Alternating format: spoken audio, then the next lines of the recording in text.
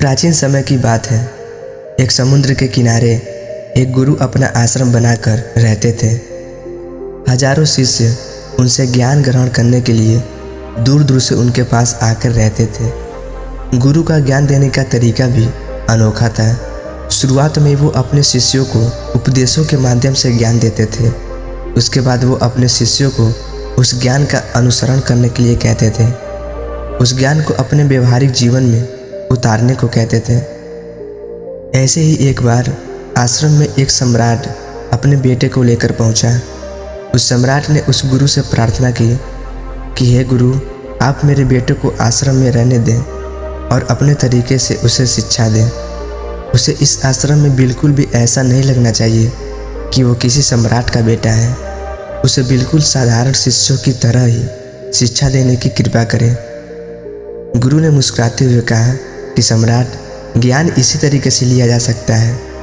अगर आप अपने आप को दूसरों से बड़ा समझेंगे तो आप ज्ञान ग्रहण नहीं कर पाएंगे। अगर आपको ज्ञान ग्रहण करना है तो आपको दूसरों की तरह अपने आप को साधारण समझना होगा। यही शिक्षा ग्रहण करने की सबसे पहली सीढ़ी होती है। आप निश्चित रहें, आज से आपके बेटे की जिम्मेदारी मेरे कंधों पर है। ये कहकर गुरु सम्राट के बेटे को अपने साथ लेकर समुद्र के किनारे टहलने के लिए निकल गए। आश्रम के बाकी सभी बच्चे उस सम्राट के बेटे को देख रहे थे। सम्राट अपने बेटे को अपने रथ पर बिठाकर लाया था, जिससे सभी बच्चे समझ गए थे कि ये लाडला सम्राट का बेटा है। इसी वजह से आश्रम के सभी बच्चे सम्राट के बेटे की तरफ आकर्षित हो गए थे। जब गुरु सम्राट के बेटे को लेकर समुद्र के किनारे टहल रहे थे तो सम्राट का बेटा अचानक फूट फूट कर रोने लगा, क्योंकि अभी वो सिर्फ 13 वर्ष का था और 13 वर्ष की आयु में उसके पिता उसे अपने से दूर छोड़कर चले गए थे। ये सदमा वो बच्चा सहन नहीं कर पा रहा था। वो नहीं समझ पा रहा था कि उसके पिता उसकी भलाई के लिए उसे उस गुरु के पास छोड़कर गए हैं। उसे रोते हुए देखकर गुरु ने कहा कि बेटा, मैं तुम्हें चुप नहीं करूँगा। हो सकता है कि आज मैं तुम्हारे आंसू पोंछ दूँ, लेकिन कल तुम फिर अपने आप को अकेला पाओगे। याद रखना, जीवन में इंसान अकेला आता है और अकेला ही जाता है। जितनी जल्दी जो इंसान इस बात को समझ लेता है, वो उतनी ही जल्दी आत्मज्ञान के रास्ते पर निकल पड़ता है। गुरु ने अपनी बात आगे बढ़ाते हुए कहा कि जो इंसान अकेला रहना सीख लेता है वही खुद से प्यार कर पाता है, और जो खुद से प्यार करना जानता है वो किसी के भी जाने का अफसोस नहीं करता, क्योंकि वो खुद से ही प्यार करता है। धीरे धीरे तुम आश्रम के माहौल में ढल जाओगे। शुरुआत में तुम्हें समस्या आ सकती है, लेकिन कुछ दिनों के बाद तुम्हें सब कुछ अच्छा लगने लगेगा। ये जगह तुम्हें अपनी महल जैसी लगने लगेगी। शाम होने वाली थी। समुद्र के दूसरे छोर पर सूरज छिपने लगा था। बड़ी ही सुंदर दृश्य था और गुरु शिष्य को अपने साथ लेकर आश्रम में वापस लौट आए। उस शिष्य को भी थोड़ी शांति मिली, क्योंकि गुरु की आंखों में एक अभूतपूर्व शांति झलक रही थी।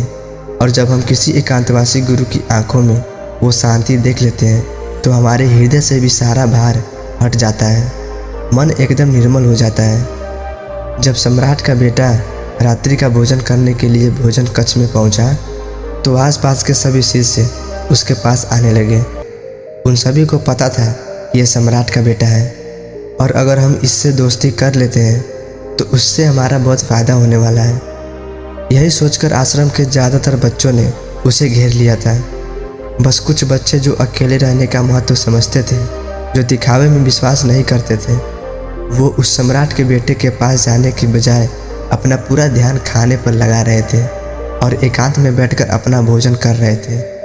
कुछ दिनों के बाद सम्राट के बेटे की आश्रम के ज़्यादातर बच्चों के साथ दोस्ती हो गई। अब वो आश्रम में उन बच्चों के साथ घूमता, उन्हीं के साथ अपना ज़्यादातर समय बिताता था।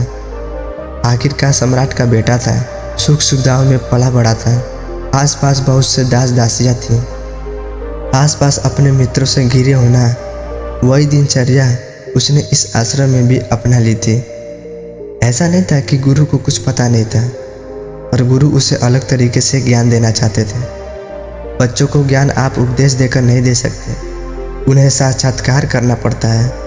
उसके बाद उन्हें वो बात समझ आती है जो आप समझाना चाहते हैं। गुरु को ये पता था कि अगर मैं इसे बोलकर बताऊंगा तो यह कभी नहीं समझ पाएगा। इसे एहसास कराना पड़ेगा कि अकेले रहने से ही तुम अपनी शक्तियों को जान पाओगे। यह सीख देने के लिए गुरु एक दिन उस शिष्य को अपने साथ एक पहाड़ी की चोटी पर ले गए। पहाड़ी पर पहुंचकर गुरु ने उस शिष्य से कहा कि अब तुम्हारा ज्ञान पूरा हो चुका है, बस एक आखिरी रात तुम्हें यहाँ पर बितानी है। उसके बाद अगले दिन शाम को मैं तुम्हारे राजमहल में तुमको पहुँचा दूँगा। वो बच्चा तो ये सुनकर बहुत खुश हो गया कि अब मैं वापस अपने राजमहल चला जाऊँगा। फिर से मेरे दास और दासियाँ, सारी भोग की वस्तुएं मेरे पास होंगी। उस शिष्य ने गुरु से पूछा कि गुरुजी, मुझे आज रात आप यहाँ पहाड़ी पर क्यों छोड़ रहे हैं? आखिर मुझे कौन सा आखिरी ज्ञान यहाँ से मिलेगा? गुरु ने मुस्कुराते हुए कहा कि यहाँ पर चट्टान के पीछे तुम्हें छिप कर बैठना होगा। यहाँ पर रोज़ रात को एक बाज आता है, तुम्हें उस बाज को देखना है और बड़ी गौर से देखना है। हर गतिविधि को देखनी है और उस बाज को देखने के बाद अगले दिन अगर तुम उस बाज की खूबियाँ मुझे बता पाए तो मैं तुम्हें तुम्हारे राजमहल वापस भिजवा दूंगा। और हाँ, सुबह आने से पहले एक बात और ध्यान देना, एक चरवाहा यहाँ पर अपनी भेड़ों को चराने के लिए आता है। तुम्हें उन भेड़ों की गतिविधियाँ भी देखनी है। याद रखना, बाज की गतिविधि रात को और भेड़ों की गतिविधि सुबह देखनी है। अगर तुम दोनों की गतिविधि ध्यान से देखकर मुझे बता पाए कि वो लोग क्या किए तो तुम इस आश्रम से हमेशा के लिए आज़ाद हो जाओगे। तुम्हारा ज्ञान पूरा हो जाएगा। मैं तुम्हारे पिता को कह दूंगा कि यह बच्चा हमारे आश्रम का सबसे ज्ञानी बच्चा है। यह कहकर गुरु अपने आश्रम में वापस लौट आए और वो बच्चा वहीं पर उस चट्टान के पीछे खड़ा हो गया, उस बाज का इंतज़ार करने लगा। काफ़ी वक्त बीत जाने के बाद वहाँ पर एक बाज अपने बच्चों के साथ पहुँचा। सम्राट के बेटे ने उसे पूरी रात उस बाज की गतिविधियाँ बड़े ही ध्यानपूर्वक देखी और सुबह होने के बाद जब वह चरवाहा वहाँ पर अपनी भेड़ों को लेकर पहुँचा तो उसने एक अभूतपूर्व दृश्य देखा। उसने देखा कि वो बाज भेड़ की एक मेमने को अपने पंजों में दबाकर आसमान में उड़ गया। उस भेड़ के बच्चे का शिकार कर लिया था।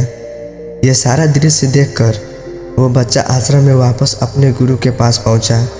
इससे पहले कि गुरु उससे कुछ पूछते, उसने गुरु को प्रणाम करते हुए कहा कि गुरुदेव, आप आश्रम के सभी बच्चों को यहाँ पर बुला लीजिए। मैं सब लोगों को बताना चाहता हूँ कि मैंने क्या देखा।